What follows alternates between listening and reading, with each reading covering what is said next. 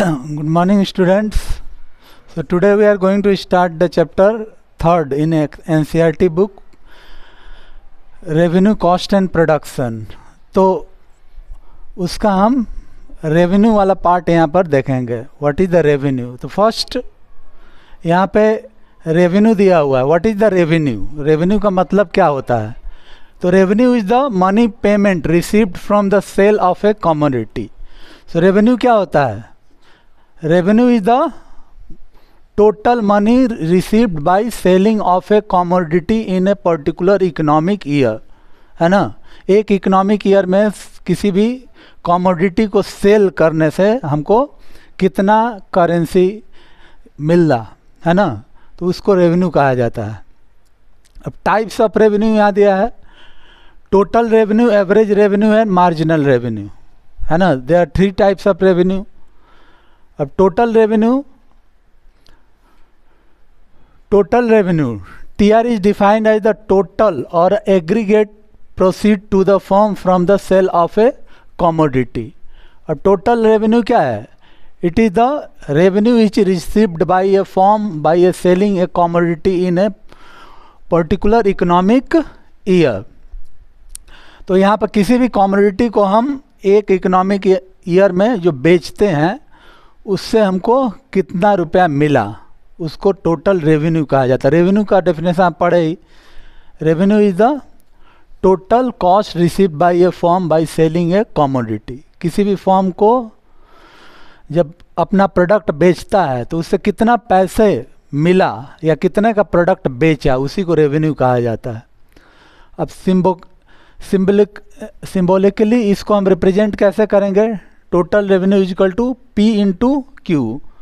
तो P दिया price और Q क्वांटिटी. तो एक अब यहाँ सपोज करो हम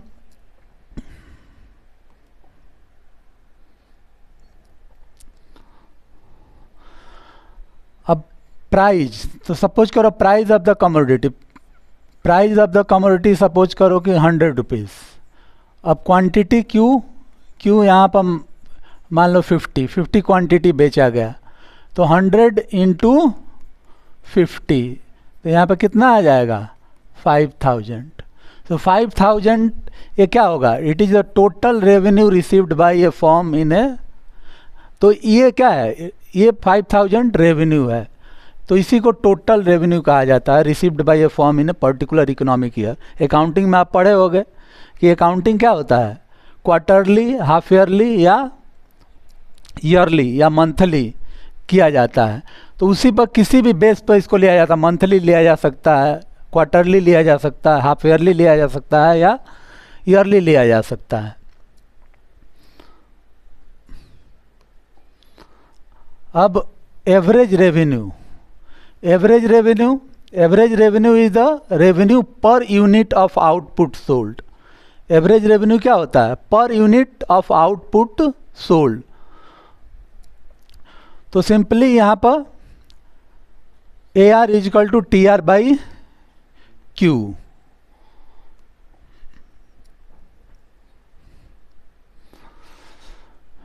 तो AR यहाँ पे क्या दिया गया है. AR is equal to average revenue. तो एवरेज निकालने के लिए आप पहले भी पढ़े होंगे मैथ में.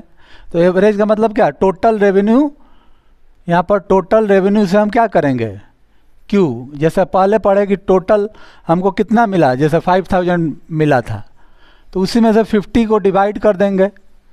है ना. तो यहाँ पर क्या आ जाएगा, यहाँ पर 50 इक्वल टू 50. तो 50 क्या हो गया, ये 50 is the average revenue. Average revenue क्या होता है कि total revenue divided by quantity. जितना भी क्वांटिटी हम डिवाइड कर देंगे.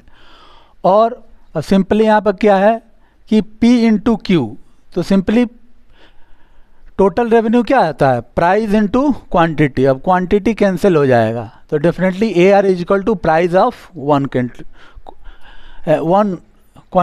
तो एवरेज रेवेन्यू क्या होता है, प्राइस ऑफ वन क्वांटिटी. एक क्वांटिटी का जो भी प्राइस होता है वही रेवेन्यू होता है. AR is always identical with the price. तो वही सिंपली यहाँ पर कह रहा है कि AR हमेशा प्राइस के आइडेंटिकल, जितना प्राइस होगा किसी भी प्रोडक्ट का, है ना, तो उसका 5 रुपये का बिस्कुट मिल रहा है, तो उसका अगर मान लो कि एवरेज रेवेन्यू निकाला जाएगा तो क्या होगा, 5 ही आएगा। तो प्राइस और AR दोनों समान होता है ना। तो यहाँ सिंपली हम कह सकते हैं कि AR is equal to price.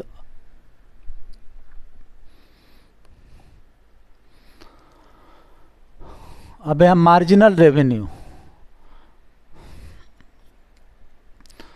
तो marginal revenue is the revenue received by a selling 1 extra unit of output. Marginal आप पढ़े ही हो, तो मार्जिनल रेवेन्यू का मतलब by selling 1 extra unit of output.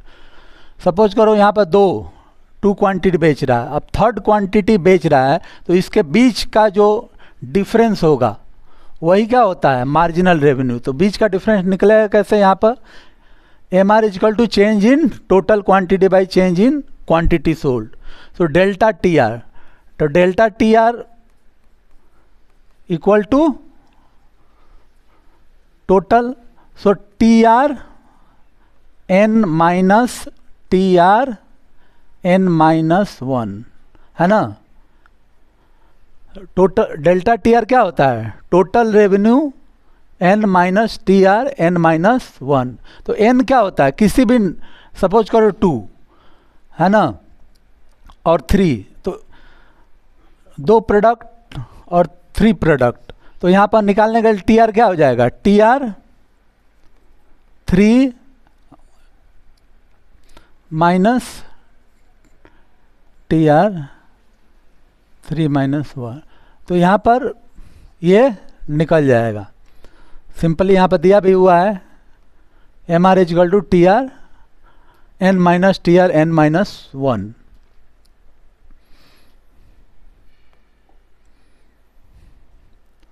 A firm revenue curve under the perfect competition. So it is a market situation where a firm is a price taker. There are so many buyers and sellers in the market that no individual buyer or seller can influence the price of a commodity. तो perfect competition किस situation को कहा जाता है, यहाँ पर define कर रहा है। तो perfect competition, simply perfect competition में क्या होता है, कई सारे फर्म एक ही प्रोडक्ट को बेचते हैं। सपोज करो मोबाइल फ़ोन, तो they are number of company selling a single product. एक तरह के मोबाइल कई सारी कंपनियां बेच रही हैं, तो यहाँ पर कंपटीशन क्या है, परफेक्ट है ना। तो यहाँ पर वही बोल रहा है कि it is a market situation where a firm price taker, firm क्या है, price taker. There are so many buyers and seller, और वहाँ पर क्या है, there are so many buyers है, बहुत सारे बायर्स बेचने वाले हैं और बहुत सारे लोग खरीदने वाले हैं, है ना। The market that no individual buyer और seller can influence the price of a commodity. अब यहाँ कोई भी सिंगल बायर या सेलर प्राइस ऑफ कमोडिटी को इन्फ्लुएंस नहीं कर सकता, प्रभावित नहीं कर सकता। उस सिचुएशन को परफेक्ट कंपटीशन कहा जाता है। Any variation in the output supplied by a single firm will not affect the total output of a industry.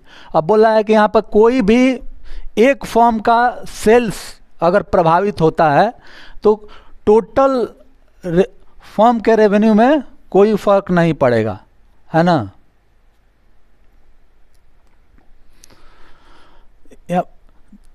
तो supplied by a single firm will not affect the total output of the industry. अब suppose करो कि they are 10 company, 10 company market में who are selling the mobile phones, है ना। अब इसमें से मान लो कि दो कंपनी का सेल डाउन हो रहा है। 10 मोबाइल की कंपनियां हैं, 2 कंपनी का सेल क्या है, डाउन चला गया। तो सेल डाउन होने का मतलब यह नहीं हुआ कि उस कंपनी का मोबाइल नहीं बिक रहा है, तो बाज़ार में मोबाइल नहीं बिक रहा है ना। दूसरी जो 8 कंपनियां हैं उनका सेल्स बढ़ जाएगा, उनका सेल्स यहाँ पर क्या होगा, बढ़ जाएगा। तो वही यहाँ पर कह रहा है कि supplied by a single firm will not affect the total output of the industry.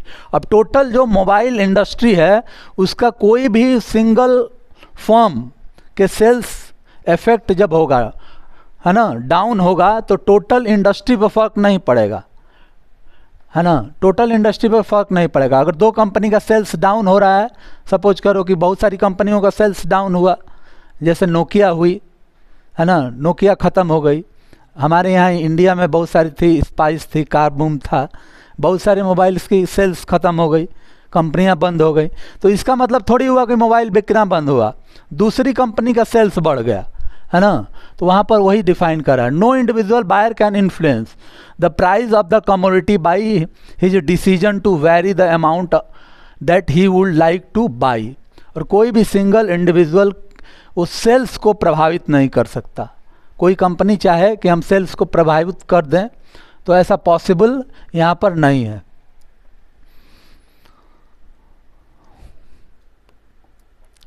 Price in perfect competition market is determined by the free play of the market and demand and supply curve.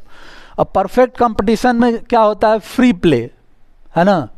यहाँ पर totally market, free play of the market demand, ये total जो demand होता है किस पे होता है, मार्केट के ऊपर डिमांड निर्भर होता है यहाँ पे, है ना। कंपनी यहाँ पर कुछ नहीं कर सकती, बस प्रोडक्ट, यहाँ पर क्या है, प्रोडक्ट को उनको बेहतर बनाना है, और बेहतर प्रोडक्ट होगा तो मार्केट के ऊपर डिमांड निर्भर करता है।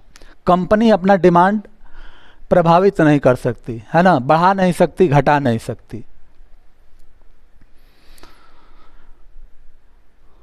अब आगे, अब यहाँ दिया है TR, AR, MR schedule under the perfect competition. Perfect competition में जो शेड्यूल है, total revenue, average revenue and marginal revenue का क्या होता है। तो यूनिट सोल्ड, यहाँ पर दिया हुआ यूनिट सोल्ड 1 2 3, ये सारा यूनिट है ना। एंड प्राइस टोटल 10, यहाँ पर प्राइस, हर प्रोडक्ट का प्राइस कितना है, 10 रुपया है। टोटल रेवेन्यू 10 20, जैसे जैसे एक प्रोडक्ट का 10 है तो दो का 20 30 ऐसे। अब एवरेज रेवेन्यू सबका, क्योंकि हमने यहाँ पर पढ़ा था कि P और average, AR is equal to P, average revenue always equal to P। तो जितना एवरेज प्राइस होगा उतना ही एवरेज रेवेन्यू होगा। और MR, और यहाँ पर AR is equal to MR, और AR is equal to MR। तो यहाँ पर हम ये भी कह सकते हैं कि MR is equal to P। अब ये सिचुएशन कब बनेगा, इन परफेक्ट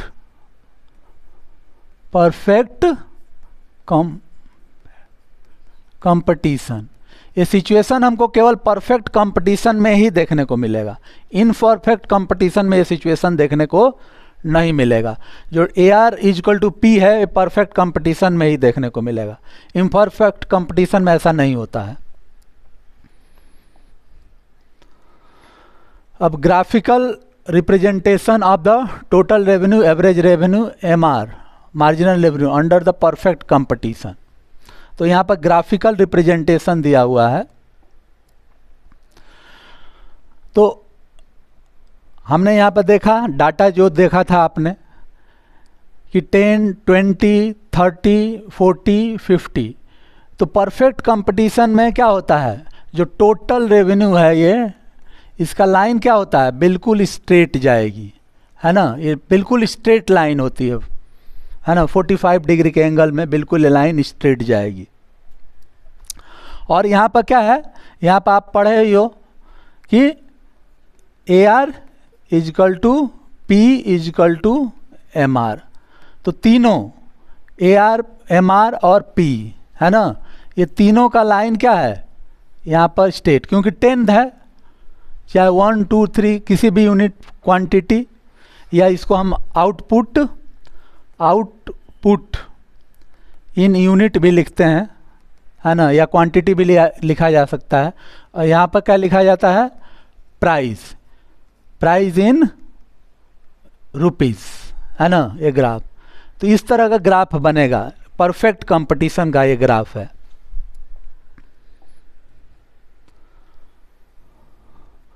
अब relationship between TR, AR, MR under the perfect competition. तो इन तीनों में क्या संबंध है ना? तो T R is a straight positively sloping line from the origin. तो यहां पर आपने पढ़ा T R is the straight positively sloping line from the origin. आपने यहां पे देखा भी वहां पे कि टी आर क्या है, ये ओरिजिन है एक्स वाई, तो ये ओरिजिन है। तो T R is a straight positively sloping line, sloping मतलब इट इज स्लोप है, स्ट्रेट नहीं है कहीं भी, है ना? तो ये sloping line from the origin से स्लोप स्ट्रेट लाइन है, यहाँ पर कर्व कहीं नहीं है ना? तो जो देखे आप उसी को लिखना है। T R increases in the same proportion as increases in output sold. अब यहाँ पर टी आर इंक्रीज कैसे? सपोज करो यहाँ पर आउटपुट है 1 2 3 और यहाँ पर प्राइस है 10 20 30। तो यहाँ पर क्या है, एक स्ट्रेट लाइन बन रही है यहाँ पर ऐसे इस तरह का। तो वही यहाँ पर T R increases as same proportion, T R यहाँ पर क्या है, उतना ही बढ़ रहा है जितना आउटपुट बढ़ रहा है। यहाँ पर क्या है, आउटपुट जितना बढ़ रहा है उतना ही प्राइस बढ़ रहा है ना? तो T R increases the same proportion as increases in output. दोनों का बढ़ने का मतलब क्या है, सेम प्रोपोर्शन में, जितना आउटपुट में बढ़ रहा है उतना प्राइस में बढ़ रहा है ना? अब A R is horizontal line parallel to x axis coincide with the price line or the demand curve, AR is equal to P into D। अब दूसरे सिचुएशन में हमने यहाँ पे देखा था कि ये क्या है, ये AR है ना, यहाँ पर AR एवरेज रेवेन्यू। तो AR is a horizontal line parallel to X axis, ये वाला एक्स एक्सिस है, ये वाई एक्सिस है। तो वही आपको लिखना है कि AR line is parallel to X axis, X axis के पैरेलल में जा रही है। It coincide with the price line और ए डिमांड कर्व, है ना? अब यहाँ पर क्या है, इसको हम कह सकते हैं कि AR is equal to P is equal to MR is equal to D, है ना? तो ये कोइंसाइड मतलब ये समान है किसके, AR is equal to price और इक्वल टू मार्जिनल रेवेन्यू और इक्वल टू डिमांड, है ना? ये क्या है यहाँ पर लिखा जाता है, आउटपुट इन यूनिट। तो यहाँ पर आउटपुट है तो इसका मतलब ये क्या है, डिमांड लाइन है ना? जैसे जैसे डिमांड बढ़ेगा ये लाइन इधर बढ़ती जाएगी। अब थर्ड में यहाँ पर दिया हुआ है MR is also a horizontal line parallel to X axis since AR is constant MR is also constant. MR curve coincide with the AR curve such that P is equal to D is equal to. तो यहाँ पर हमने जो आपको बताया, just like AR MR and price also coincide with AR curve. यहाँ पर perfect competition में क्या होता है, AR के साथ मार्जिनल रेवेन्यू और प्राइस भी उसी के साथ चलते हैं, है ना? क्योंकि ये सारे के सारे इक्वल हैं, P is equal to demand is equal to average revenue is equal to MR। जब सब बराबर हैं तो दे ऑल्सो रन, है ना, इक्वली, है ना, हॉराइजेंटली ऑन एक्स एक्सिस। AR के समान ये भी चलेंगे।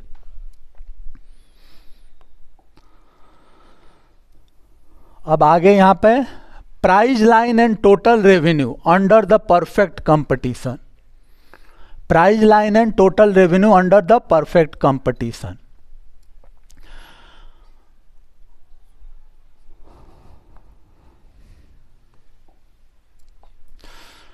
अब परफेक्ट कंपटीशन है प्राइस लाइन और टोटल रेवेन्यू, यहाँ पर दिया हुआ है रेवेन्यू। ये क्या है, रेवेन्यू। ये रेवेन्यू क्यों है, क्योंकि कॉस्ट इन रुपीज, यहाँ पर कॉस्ट इन रुपीज। तो रेवेन्यू को हम हमेशा किस में मेजर किया जाता है, रुपए में।